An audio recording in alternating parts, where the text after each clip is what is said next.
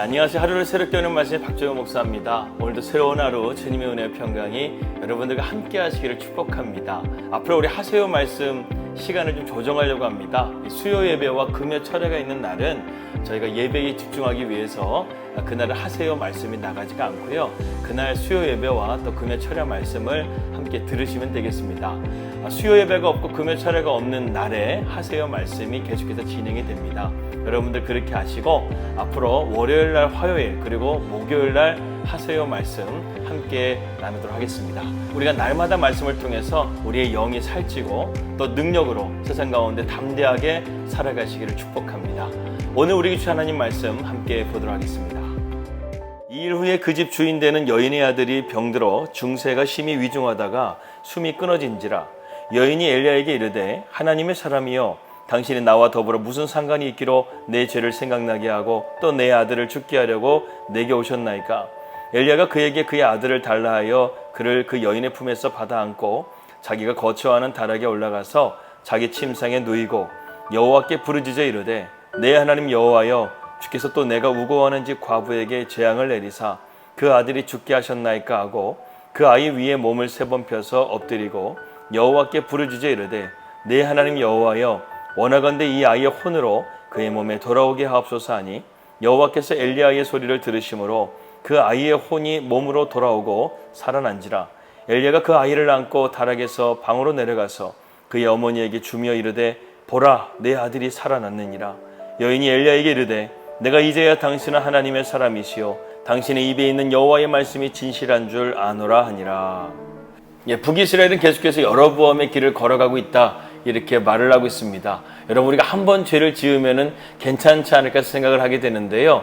결국 그 한 번의 죄로 인해서 북이스라엘이 지금 어떠한 길을 걸어가고 있습니까? 계속해서 그 여로보암의 길을 걸어가고 있다. 죄의 길을 걸어가고 있다. 이렇게 말씀하고 있습니다. 여로보암의 길 어떤 길인가요? 우상을 섬기고 또 하나님 말씀 가운데 불순종하는 그러한 길을 걸어가게 됐다는 것이죠. 하나님께서 가장 싫어하는 죄가 어떤 죄냐? 교만이라는 죄를 말하고 있다는 것입니다. 이 교만이 성경에 무려 123번이나 나오게 되는데요. 이 교만이 왜 하나님께서 싫어하시는가? 바로 이 교만이요, 하나님과의 관계를 파괴시키기 때문에 그렇습니다. 여로보암도 어떻습니까? 하나님께서 그에게 왕위를 준 것은 하나님을 경외하고 하나님 말씀 가운데 순종하게 되면 내가 너의 나라를 견고하게 세울 것이라고 했는데 여로보암이 결국에는 교만해져서 하나님을 따르지 않고 베델과 단 사이에 우상을 세우고 또 산당을 세우고 또 레위지파가 아닌 다른 사람들 제사장을 세우고 자신이 하나님 앞에 분향하기까지 이런 온갖 죄악된 길을 걸어가게 됐다는 것이죠.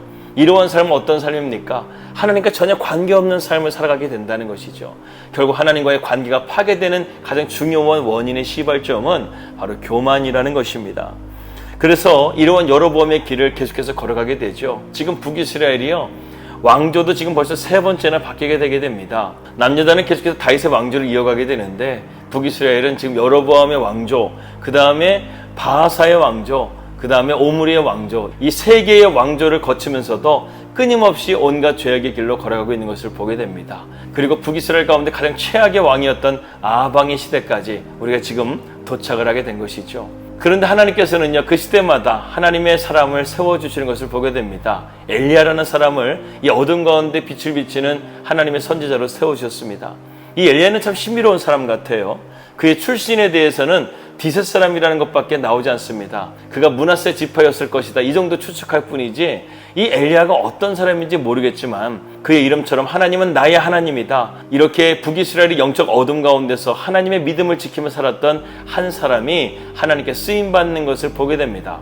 우리가 여기서 한 가지를 깨닫게 되죠. 아무리 평범한 사람이라 할지라도 하나님께 쓰시게 되면요, 질그릇도 보배로운 그릇이 될 수 있다. 우리가 이것을 깨닫게 된다는 것입니다. 그래서 엘리야를 하나님께서 부르셔가지고 3년 6개월 동안 이 땅 가운데 가뭄이 있을 것이라고 예언하게 됩니다. 그리고 엘리야를 그리시네가에 숨기시고 시돈 땅 사르밧의 과부의 집에서 3년 동안 머물게 하십니다. 어떻게 보게 되면 엘리야에게는 참 힘든 시간이었던 것 같아요.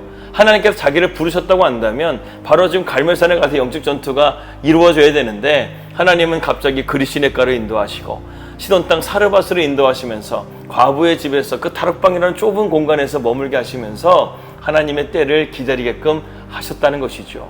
그래서 하나님 말씀에 순종해서 이 과부의 집에 머물고 있는데 한 가지 사건이 터지게 됩니다. 이 과부의 하나밖에 없는 아들이 병에 걸려 죽게 되었다는 것이죠. 그런데 당황스러운 것은 무엇이냐면 이 과부가 엘리야 때문에 이 아들이 죽게 되었다고 원망하고 있다는 것입니다.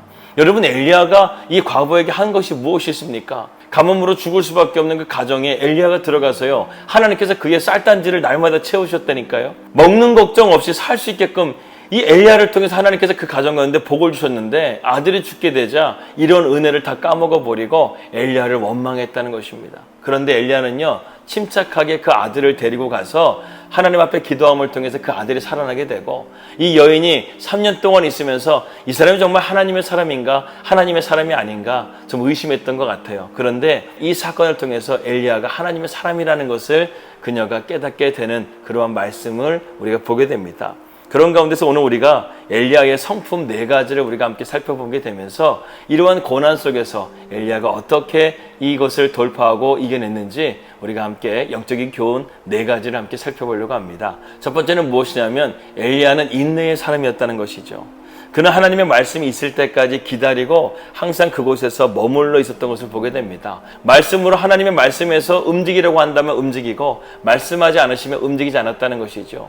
사실 지금 이 여인이 엘리야에게 이런 원망과 불평을 하게 된다면, 야, 지금 너희가 누구 때문에 먹고 사고 있는 거야? 내가 너희와 함께함을 통해서 하나님께서 이 가정 가운데 복을 주시고 이 가문 가운데서 너에게 먹을 것을 주고 살게 해주셨는데 너가 지금 은혜를 까먹고 지금 나한테 이렇게 하는 거야? 하면서 감정적으로 나갔다고 한다면 얼마든지 엘리야는 이 집에서 떠날 수가 있었습니다. 그런데요, 떠나지 않아요. 인내합니다.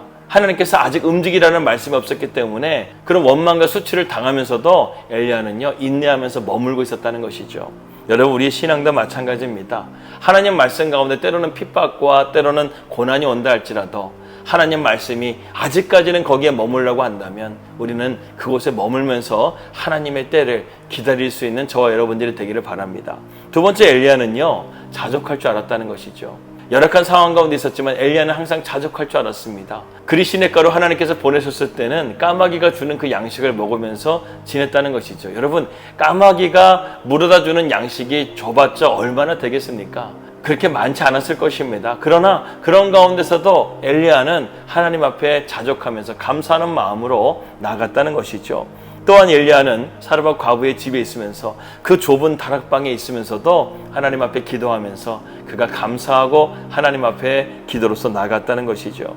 여러분, 이 자족하는 사람은요, 어떤 상황도 이겨낼 수 있습니다. 그래서 바울이 내가 비천에 처할 줄도 알고 풍부에 처할 줄도 하고 모든 일에 배부름과 배고픔과 일체의 비결을 배웠다고 말씀하고 있죠. 이런 사람이야말로 진정한 강한 사람입니다. 무엇이 늘 부족하다고 하는 사람들은요, 연약한 사람이에요. 그러나 항상 기뻐하고 쉬지 말고 기도하고 범사에 감사하는 사람은요, 이 세상에 감당할 수 없는 그런 믿음의 사람인 것을 여러분 믿으시기 바랍니다. 세 번째로 엘리야는요, 온유한 태도를 가진 사람이었습니다. 온유한 사람이었다는 것이죠. 과부의 아들이 죽었을 때 이 과부는 감정선이 폭발해가지고 지금 엘리야에게 할 말 안 할 말을 지금 계속 내뱉고 있는데 엘리야는 이런 말을 들으면서도요, 평온하다라는 것입니다. 아무 말 없이 침착하게 그녀의 말을 듣고 그 아들을 달라해서 그 아들을 데리고 다락방에 올라갔다는 것이죠. 이러한 침착한 상태, 어떤 문제를 맞이하게 될 때 감정 노선이 흔들리지 않고 하나님을 붙들고 마음의 평정을 유지하는 것, 이것이 바로 온유라는 것이죠. 그래서 온유라는 단어가 무슨 말이냐면 야생마를 길들일 때 쓰는 단어라는 것입니다. 여러분, 야생마가 어떻죠? 방방 뜨죠. 낯선 사람이 등에 어깨 타게 되면 막 뒷다리를 흔들면서 온몸을 뒤틀면서 떨어뜨리려고 하지 않습니까? 이러한 야생마를 다스릴 수 있는 것, 이것이 바로 온유의 성품이라는 것이죠.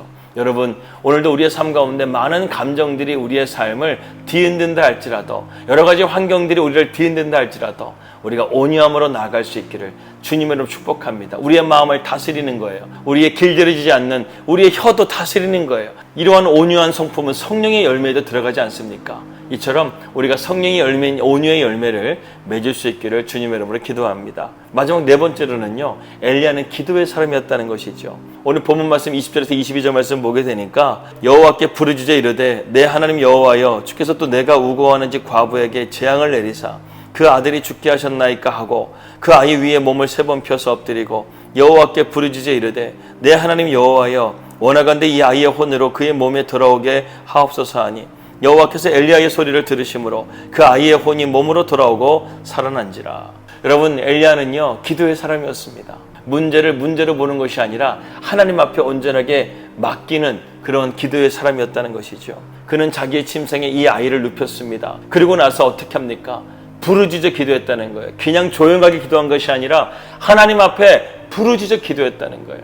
그리고 그 아이 위에 몸을 펴서 3번이나 엎드려서 하나님 앞에 부르짖어 기도했다는 거예요. 여러분, 그 아이 위에 몸에 올라가 3번 폈다는 것은요 뭔가 의학적인 기술로 엘리야가 한 것이 아니라 그만큼 간절하게 이 아이를 살려달라고 하나님 앞에 붙들었다는 거예요.